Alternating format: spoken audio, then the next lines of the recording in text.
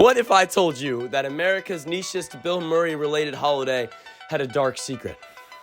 Something so sinister, the public is kept blissfully unaware of it. And I'm gonna say it right now. The secret of all this stuff is no. Before I really explain the dark secret, you guys might have some questions. Like, what is Groundhog's Day? When I visited Punxsutawney, Pennsylvania this year, I bought this book to help explain what Groundhog Day is. Okay, so there's this cool groundhog guy named Punxsutawney Phil, and he lives in this little burrow, and people believe that he has special prognostic powers, aka he can tell if winter is gonna last a little bit longer or spring may come a little earlier. So it has some roots stemming back to an ancient Celtic holiday, and that holiday also is related to another holiday that occurred in Europe called Candlemas. And Candlemas, I'm gonna be honest, it sounds a lot like Christmas, but people believed that there would be 40 more days of winter if it was sunny on Candlemas, which is pretty cool. That's some OG prediction stuff there. So later people started turning to animals because I guess animals are just like really good at predicting the weather. People were like, okay, spring is coming early. Like that dude low-key woke up from hibernation early, which is honestly some pretty sound logic. Until you realize, unfortunately, caveat, Punxsutawney Phil, the groundhog in Pennsylvania, he's like wrong like probably 60% of the time. Like statistically, I don't know how he's that wrong. Germans believed if a badger came out of its burrow on a sunny day and saw its shadow, more winter was on its way. And if it didn't see its shadow, spring was on its way. So shout out the German people for kind of starting this whole like shadow business because they really pioneered that. In the 18th and 19th centuries, a lot of German immigrants were going to North America and specifically Pennsylvania, where they brought their tradition of checking animals and seeing if they're seeing their own shadow. And that happened right in Punxsutawney, Pennsylvania, where now on Gobbler's Knob, every year, a certain groundhog by the name of Punxsutawney Phil emerges from his little area, and he will check to see if he can see his own shadow. He talks with a lot of guys in top hats who can understand what he's saying. They say he speaks groundhoganese. I don't really know how they phrased it, but the guys in top hats are pretty important, and you'll probably see more of them throughout this video. It had been my friend Juliet's long-lasting dream to go to Punxsutawney, Pennsylvania, and actually see the whole Groundhog Day celebration. So this year, we decided we were gonna do it, and somewhere in all the planning for our trip, we fell down a strange rabbit hole concerning the groundhog Phil. It all starts with the 2014 New York City Mayor Bill de Blasio, who reportedly dropped a groundhog during one of the New York State groundhog events, and that groundhog 1 week later died due to unrelated causes. Now, this is a problem for any niche holiday business executive. You can't have your one pride and joy just easily dropped by a mayor. So they had a problem, and they had two solutions. Either find a way to keep getting new groundhogs should their groundhog get dropped by a local mayor, or they could find a way to make one of their groundhogs immortal via some sort of potion of immortality or something. As you may be able to infer, the folks in Punxsutawney did the latter. They found some elixir of life, and they started administering it to Phil. But here's the catch. They weren't giving this potion to his wife and kids. His wife and kids, they would die and kind of be cycled through as Phil lived an immortal life. And as a bystander, seeing the situation unfold, I kind of am feeling a little bit sad for Phil, and I'm feeling sad for his kids. It kind of seems like an endless torture of love and death and sadness. And I have a conscience. Even though I might just be some random behind a computer a lot of the time, I still felt the need to go out there and to speak my truth. So now, we weren't just driving to Gobbler's Knob to see Punxsutawney Phil. We were driving to Gobbler's Knob because we had a purpose. But who's parking all the way over? Pushed him awake. Okay, so basically a lot of people stay up really late at the groundhog thing, so we're getting 2 big bowls. Should we get 3? Should we get 3 bowls? How much is a bowl? $5 for a bowl. Let's get 3 big bowls. So, we're headed to Punxsutawney, Pennsylvania, so I thought this song would be fitting because we're on the road, but I'm gonna do a little twist. Ohio and fucking Casanat, I've been diddy risen with my yacht. With a phantom tax, I've been with Diddy and with Casanat. I've been Ohio with my phantom racks. I just want that Morbius meme to come back.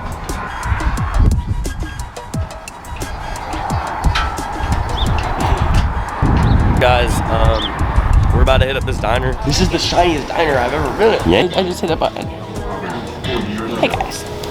Well, he's in the bathroom. Thank you. Do you guys have coloring? Like, coloring sheets? I don't know. Have what? Like coloring for like kids, I guess.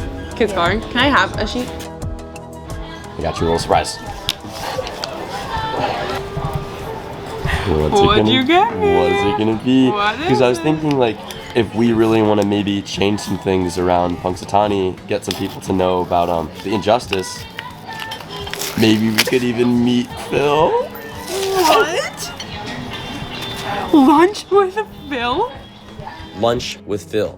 You could see Phil, you could talk with him over food. Maybe we could even see if he didn't like his unjust and cruel system of eternal torture.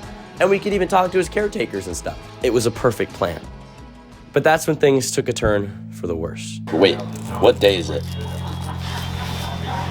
February 1st. Bruh. We realized the tickets I had bought, they were for the day earlier. We missed Lunch with Phil entirely. And unfortunately, there aren't many events at the whole Groundhog Day celebration that are both affordable and allow you to talk to people and Phil. The only other option was Gobbler's Knob Got Talent. And I just impulsively signed up to do stand-up comedy. I had to. It was the only other option that was available. But I must come clean. I've never done stand-up before, ever. And I had no set planned. All I had was my message. But it was for my message, right? Like, that's unfortunately, it was kind of on the road when I realized how unprepared I was to do stand-up comedy. Dude, like, low-key, like, I'm starting to stress about this stand-up. I've never done stand-up before, and frankly, my timbers are shivering. And a lot of my ideas were really, really bad. Frankly, it's an injustice, and someone once said something along the lines of an injustice somewhere is an injustice everywhere. And I don't really want to make a mockery of that. Holy shit, are you filming?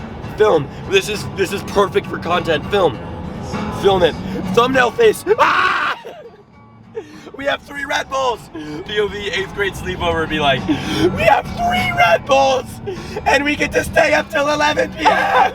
When we arrived at our hotel, it really started to hit me that I actually had signed up to do stand-up comedy, and my nerves were starting to kind of get a little bit crazy. MTV Crib Tour. Welcome, follow me, Gregory. There's less mirrors than the shiny diner we were at earlier, but like, you really can stunt on your haters in this mirror. This goes out to all my haters. Haters, One of the reviews said that the woman, a woman fell asleep on the pillow and then woke up with a rash all over her face. And that's where you wanted us to sleep. You said that she was covered in lube. She's editing that part out. Is that, are we gonna get sued for libel? Is that libel? There was another one where he got locked in the closet in the bathroom.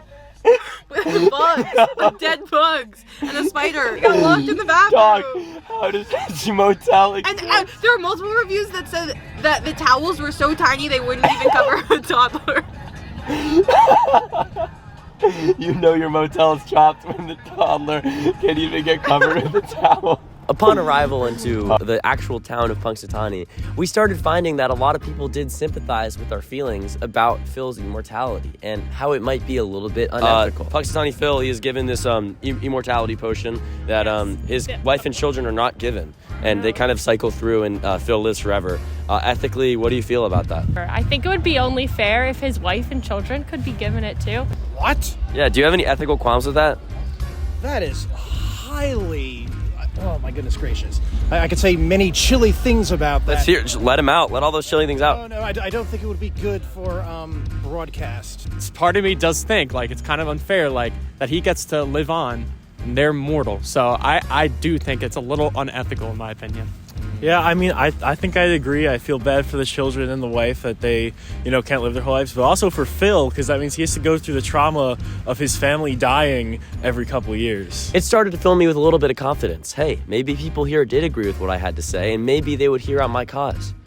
But all of my confidence was utterly shattered when I walked in and saw that it was not just a small room I would be giving stand-up comedy in. It was, in fact, a giant assembly hall. I wouldn't tell you this in person because I don't want to project, but I am so nervous. Like, I have a pit in my stomach. I'm so nervous. Okay, I just walked in there, and like the assembly hall that I'm doing the stand-up at is low-key like really big, and like it's kind of hitting me now. Like I've not done this before, and we're just really trying to walk in. But hey, I also thought there were gonna be more acts. There's only like 6, and when I thought things couldn't get any worse, a guest performer by the name of Miss Pennsylvania was doing a tap dancing set right before my stand-up set. But I had a just cause, and I knew what I had to do. Hold up. Genuinely crazy, because what you do when you have to follow Miss Pennsylvania. I'm excited. This is my first ever Groundhog Day. Now, I want you all to check under your seats, and you'll find something special. Nah, I'm just joking. I don't have the funds to get you all a groundhog, nor do I think that's legally permissible. I actually am very excited for this year. I was gonna go to the Groundhog buffet, lunch with Phil, but unfortunately I missed it, and then I got to thinking, like, how would a groundhog even really attend a buffet? Like, can he reach the food? I didn't really know if that would work. Like, a groundhog at a buffet? Something tells me he would groundhog all the food. Punxsutawney Phil, something tells me that guy would Punxsutawney Phil up on a lot of those meat options, so, yeah. I just wanted to know, so like, you guys come here often, or is this more like a once a year thing? Am I right? Here. Who here is from New York? Like, raise your hands, okay? All right, now, who here knows what New York, like, raise your hand if you know of New York. Yeah. Everyone raise your hand, just everyone raise your hand. Wow, a lot of hands, wow, this is good. So, in 2014, New York mayor, I kind of forget his exact name, but he dropped one of the groundhogs. I think this was the New York groundhog, and then a week later, it died from unrelated causes, so. A lot of people kind of thought like, okay, maybe the New York mayor like killed this groundhog, and that's not very good. If you're a fancy person in the top hat whose business relies on groundhogs being alive, that's not good. So you have two options. You can either get another groundhog, or you can ensure that your groundhog lives forever. And I'm pretty sure the folks here in Punxsutawney, Pennsylvania, they chose the latter because after doing a little bit of research, I learned that a potion of immortality is administered to Punxsutawney Phil, and after a little more digging, I realized that this immortality potion is not given to his wife and children. I know it's a little bit awkward because maybe it's like Punxsutawney Phil is living in his own kind of like personal torture where he sees like his wife and children grow old and die. He kind of sticks around a little bit, but I don't know the ethics of that. All I know is that if I had a potion of immortality that my wife and children were not given, my wife would probably find a way to kill me, all right? No, I'm joking. But I hope you all enjoy the festivities. Thanks for everyone being here. It takes a lot of courage to come up here, so big round of applause for everyone who's doing this. So thank you guys, thank you. So who knows how much my stand-up set really worked? I thought I tried my best, but the only true way to tell was going back into Punxsutawney and seeing what people thought. Punxsutawney Phil is being kept alive with this potion of immortality that's not being given to his wife and children, and they die and are cycled through as his immortal lifespan kind of just churns on and on. Do you have any ethical qualms with that? No. No, I didn't even know about it. No, absolutely none at all. All right, so I'm just gonna start off with this. I don't know a lot about like the groundhog or like what goes along, but I'm kind of just here for funsies, you know. It started to seem like some people really didn't mind Phil's immortality, and this was a shocker to me because I thought once I told people about it, they would be up in arms. They would be angry. Driving back to our hotel room, I started wondering what it all was for. Did people in Punxsutawney really even care about Phil's immortality? Was my reason for going stupid? Was I just hung up on a fact no one else really thought was important? All of these thoughts kind of really brought me down, and I reached a real low point until Juliet informed me of the existence of a pool in our hotel. And not just a pool, but a pool and a slide. And even though I didn't pack a swimsuit, I love to go down slides. I did not bring a swimsuit, but when there's a slide, there's a slide.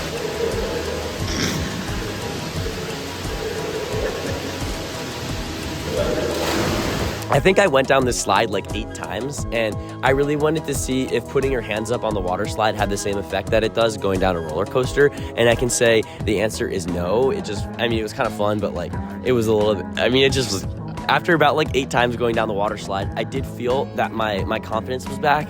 I was ready to go back to Gobbler's Knob and really see what Phil had to say about the weather. I think we got like 3 hours of measly sleep before we had to suit back up and go out there. And this time, because it was like 3 a.m. in the morning, it was something like -3 degrees out, and I did not pack warm enough for this. So prepare for the next bit of this video to be kind of me freezing my butt off the entire time. Finally, after what felt like forever, we made it to Gobbler's Knob. And this is where we, cold and bewildered, began our last round of interviews. And Juliet and I, we found something astonishing. So Punxsutawney Phil is being kept alive forever with an immortality potion that is not given to his wife and kids. Do you guys have any ethical qualms with that? I think Punxsutawney Phil is happy with whatever he does. No, personally, I don't work for PETA. Life's about change, baby. No. No. Absolutely not. No. Absolutely not. No. I don't think so. It seemed like people really just didn't care about Phil's immortality. And Jules and I, we were freezing our butts off. I think honestly we may have sustained real frostbite, though I don't really know what that exactly looks like. Come 7 a.m., the whole celebration really came to a halt. Everyone got very quiet because Phil was coming out of his stump. And honestly, after going down that water slide a bunch of times, I wanted spring to come ASAP because I wanted summer to come ASAP because I wanted to go down more water slides. So there we were, waiting, probably like thousands of people in dead silence, all to see what this one groundhog had to say. It felt magical. We look to the future and not just the past. So I suppose this party could use a forecast. It is my job this February 2 to look to the skies and report back to you that there is a shadow here on my ground. 6 more weeks of winter